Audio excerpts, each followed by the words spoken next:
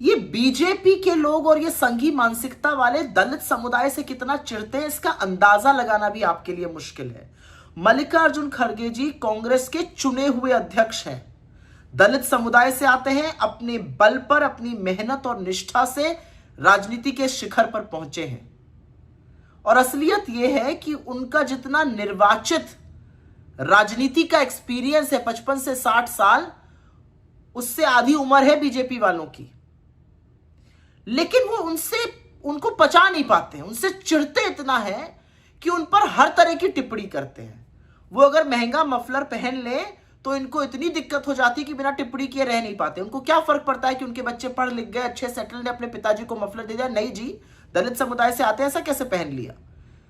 वो ये पचा नहीं पाते हैं कि उनका जो निर्वाचित राजनीति का एक्सपीरियंस है, 9-10 बार विधायक रहे, सांसद रहे, मंत्री रहे, नेता प्रतिपक्ष, और जनता के साथ जो उनका कनेक्ट है वो उनको बहुत तीखा लगता है।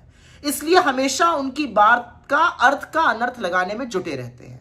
खड़गे जी ने बिल्कुल क्लियर कर दिया कि उन्होंने बिल्कुल स्पष्ट तौर से यह कहा था कि नरेंद्र मोदी जी लोगों को आतंकित करते हैं, परेशान करते हैं, प्रताड़ित करते हैं। उनकी सीबीआई, उनकी ईडी, उनकी इनकम टैक्स विपक्ष को परेशान करने के लिए, विपक्ष को विघटन करने के लिए, चुनी हुई सरकारें गिराने के लिए, लोगों को जबरदस्ती बीजेपी में शामिल कराने के लिए यूज की जाती हैं ये सारी एजेंसीज। अरे इतना आतंकित करते हैं लोगों को, इतना प्रताड़ित करते हैं कि सोशल मीडिया पे उनके खिलाफ कोई लिख देता है तो उसके वहां पुलिस भेजते हैं ये लोग। इस तरह से भयभीत करने का काम करते हैं नरेंद्र मोदी जी। और बजाय उसके बारे में सोचने के, नरेंद्र मोदी जी हर बार हाय हाय हाय, मुझे ये कह दिया, मैं लुट गया, मैं बर्बाद हो गया, मैं किसको चेहरा दिखाऊंगा, इस तरह की नौटंकी करने लगते हैं। और उनके चरण चुंबक जो है वो 2 हाथ आगे हैं। आज ही लपके हुए पहुंच गए इलेक्शन कमीशन, और इलेक्शन कमीशन ने भी वो सोने पे सुहागा, उन्होंने तुरंत उसका संज्ञान लिया, नोटिस इशू करी, 1 दिन में आप जवाब दीजिए, वगैरह वगैरह वगैरह। मैं इलेक्शन कमीशन से पूछना चाहती हूं, जब इस देश का प्रधानमंत्री चुनावी मंच से मुजरा और मंगलसूत्र छीनने जैसी वाहियात बातें करता है, जब इस देश का प्रधानमंत्री आपकी बेटी छीन ली जाएगी जैसी गिरी हुई बात करता है, आपकी भैंस चुरा लेंगे जैसी बेसिर पैर की बात करता है, तो क्या कान में रुई डाल लेते हैं? अरे कुछ नहीं, अभी जब आचार संहिता लागू है, 5 राज्यों में चुनाव चल रहे थे, उस दौरान नरेंद्र मोदी जी ने दूरदर्शन सरकारी तंत्र का दुरुपयोग करके विशुद्ध पॉलिटिकल स्पीच दी।